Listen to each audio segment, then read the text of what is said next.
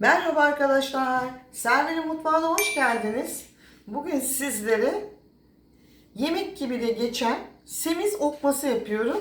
Şimdi ben pazardan yeni geldim arkadaşlar. Bakın bu doğal semiz. Yeşilliklerin arasında yetişiyor. Bu çok daha faydalı ve lezzetli oluyor. Eğer bulabiliyorsanız. Bulamıyorsanız marketlerdekilerden de yapabilirsiniz. Bir demet maydanoz bıraktım içerisine. Suyumun. Yarım demet dereotum var. Arkadaşlar yıkama tekniğini sizlere göstereceğim. Şimdi ben bu üçüncü suyum. İlk suyuna bir tatlı kaşığı tuz, bir tatlı kaşığı sirke koyarak bu şekilde sebzelerimi içerisine ıslattım. Ve içerisinden yıkama tekniğinin özelliği budur. İçerisinden bu şekilde alacaksınız arkadaşlar. Ve kum ve toprak ne varsa dipte kalacak. Bakıyorum bazı kanallarda böyle alıyorlar, leğeni yan çeviriyorlar. Dipteki biriken kum sebzelere geçiyor. Bu püf noktasını verdikten sonra bu artık şu anda temiz suyu olduğu için bakın bu şekilde alıyoruz. Suyunu süzdürüyorum. Süzgümü alıyorum. Şimdi eğer yemek olsaydı dallarıyla birlikte kullanacaktık. Ama bu semiz okması olduğu için şu şekilde alıyoruz.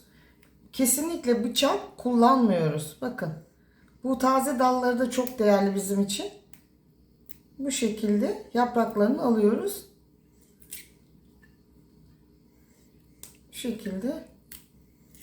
Yemek olsaydı bu dallarını da kullanacaktık. Kuru soğanımı ikiye kesiyorum. Daha sonra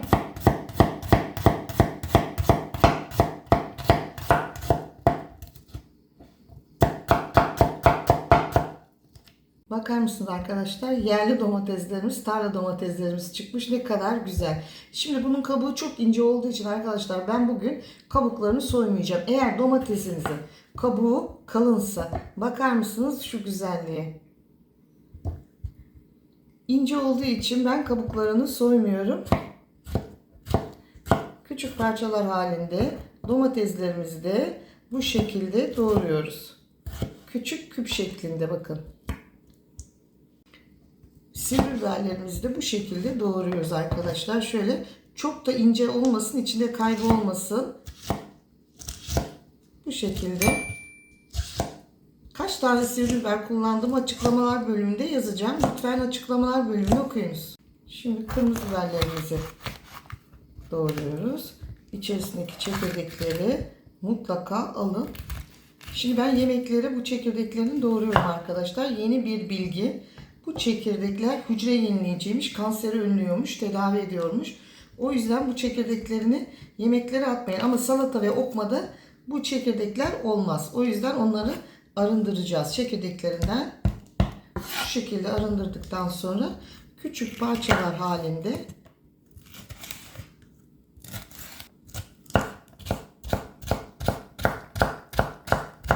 bakınız ne kadar güzel doğal tarladan semizimiz temizledim. Soğanlarımı bu şekilde arkadaşlar kestim. Fakat ben şimdi soğanlarımı biraz yumuşatacağım. Dilerseniz taze soğan da kullanabilirsiniz ama bu yeni çıkan soğanlar da şeker gibi oluyor arkadaşlar. Size öneriyorum. Hafif yumuşatıyorum bu şekilde soğanımı. Tuzla. Bir tatlı kaşığı tuzla bakın yumuşadı. Şimdi lezzetlendi. Daha sonra içerisine domatesini ilave ediyorum. Yeşil biberim, kapya biberimi ilave ediyorum. Daha sonra içerisine olmazsa olmazı bunu okma yapan 250 gram çökelemi ilave ediyorum.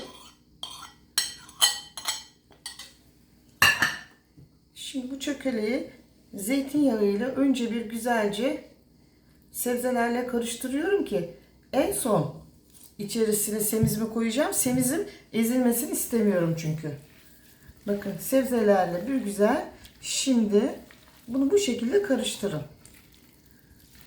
Lezzetlensin.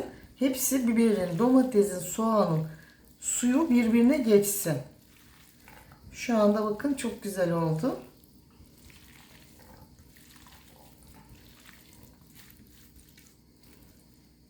Ama iç malzememiz hazır. Şimdi içerisine semizotlarımızı ilave ediyoruz.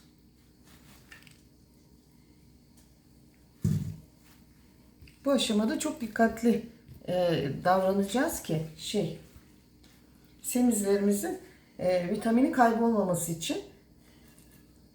Bir demet maydanozum var. Şöyle üzerine serpiyorum. Şu nanelerim de yaprak olarak kesmedim, doğramadım. Sadece yapraklarını, taze nanemi temizledim. Dereotumu şu iri parçalar halinde doğradım. Şimdi nazikçe hepsini birlikte güzelce karıştırıyorum. Artık şey yapmadan, ezmeden. Şimdi benim kızım diyette arkadaşlar. Akşam yemeğinde tek bu salatayı yiyerek kilo veriyor. Çünkü içinde peynir, proteini var. Ama aslında bu Tire'nin yöresel semiz okması diye geçiyor. Tire'ye ait. Şimdi ben üzerini streç filmle kapatarak buzdolabında bekleteceğim. 1 saat bekletirseniz muhteşem bir lezzet oluyor. Eğer semiz okmamı beğendiyseniz ve hala abone değilseniz lütfen Selvi'nin mutfağına abone olmayı, beğenmeyi, yorum yazmayı. Bundan sonraki tariflerimden haberdar olmak için lütfen zil tuşuna basınız. Hoşça kalın, sağlıkla kalın.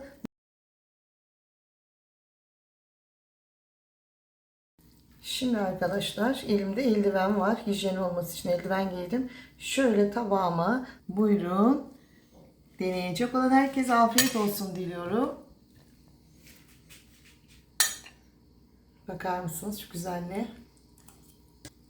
Arkadaşlar olağanüstü lezzetli fresh. Bir dolapta bekletin, soğusun. Muhteşem meze olarak, salata olarak, ana öğün olarak geçen bu yemeğimi denemenizi öneririm. Afiyet olsun.